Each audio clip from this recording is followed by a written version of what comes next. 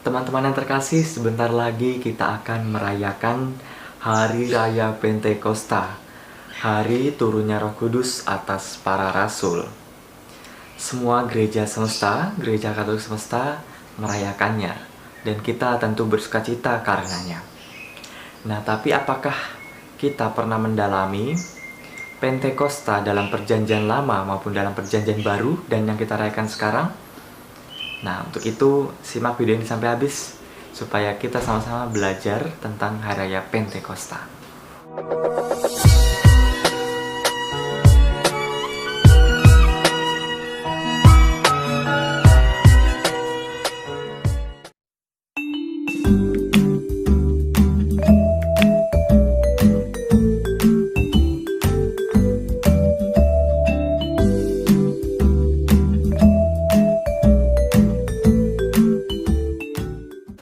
Dalam perjanjian lama, Hari Raya Pentakosta ini sudah ada.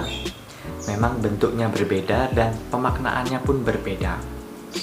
Dalam perjanjian lama, dalam kitab Keluaran, kita bisa melihat di situ bahwa ada Hari Raya Pentakosta yang mereka sebut sebagai Hari Raya 7 Minggu.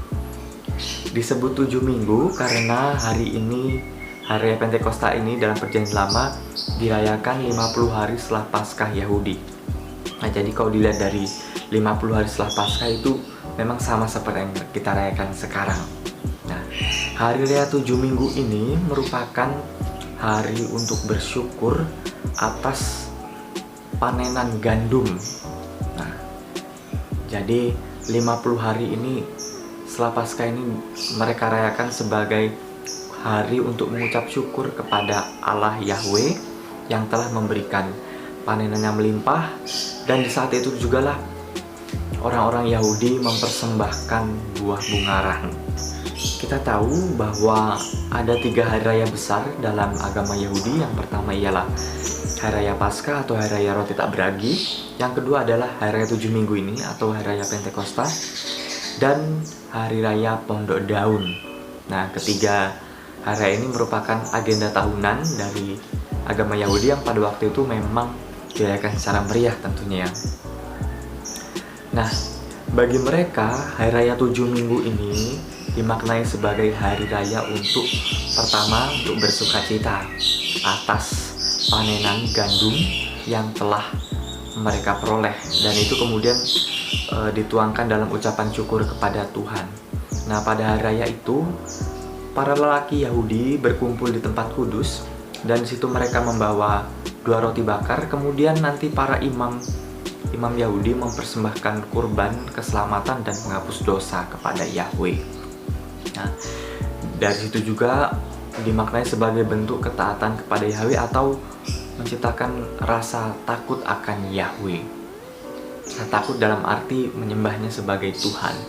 Namun lebih daripada itu, bahwa hari raya Pentakosta bagi mereka merupakan hari raya untuk bersukacita, untuk bersyukur atas panenan gandum, atas segala rahmat yang telah Allah berikan bagi mereka.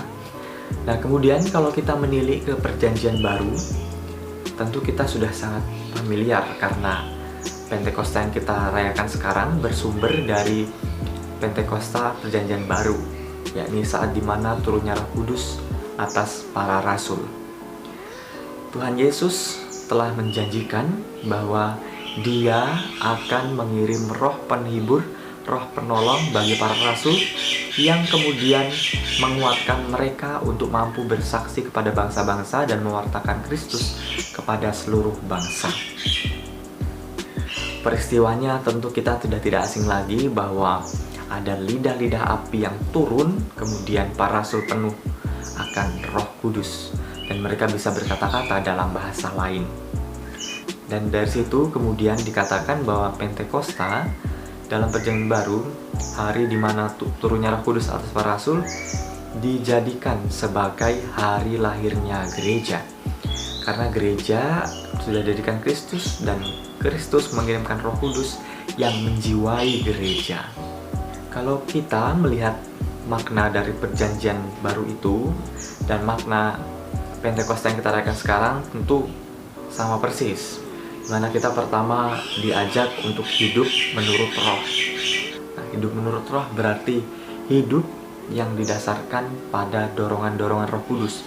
Mana kita diajak untuk hidup menurut keutamaan-keutamaan Kristiani yang didasari oleh Yesus Kristus sendiri, dan dengan harapan bahwa Tuhan Yesus senantiasa mengirimkan rohnya, roh penghibur, roh penolong, roh keutamaan, dan roh kebijaksanaan dan yang lain-lainnya, supaya kita mampu hidup dengan setia dengan hidup harian kita, maupun juga kita mampu berbela rasa dengan orang lain dan mampu menghidup dalam kasih. Setelah itu juga kita memaknai hari Pentakosta ini, hari turunnya Roh Kudus ini, sebagai hari di mana kita diajak untuk membarui hidup kita dari hari ke hari.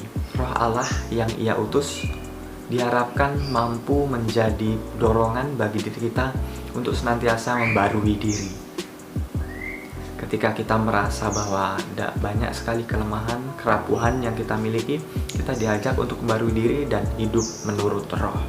Roh Kudus yang Tuhan utus juga diharapkan mampu menjadi penguat bagi kita ketika dalam masa-masa sulit kehidupan kita.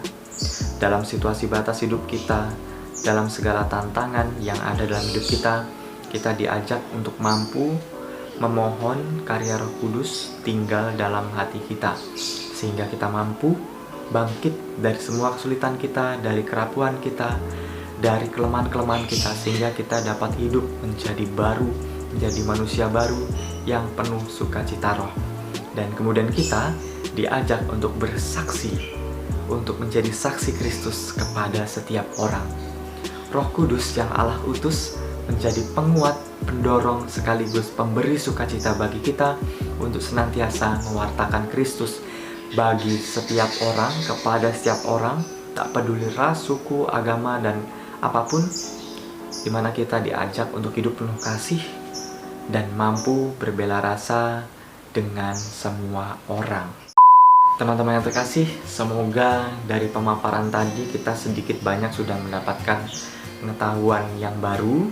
Semoga pemaparan saya tadi memberikan sebuah masukan baru bagi kehidupan beriman kita, dan semoga melalui hari raya Pentakosta ini, hari di mana Roh Kudus turun atas kita semua, kita diajak untuk senantiasa bersyukur, bersukacita, karena Allah yang kita imani, Tuhan Yesus yang kita imani, mau mengutus roh penghibur, roh penolong, roh pemberi kebijaksanaan, roh pembawa sukacita, sehingga kita mampu hidup dengan penuh sukacita sebagai pengikut Kristus.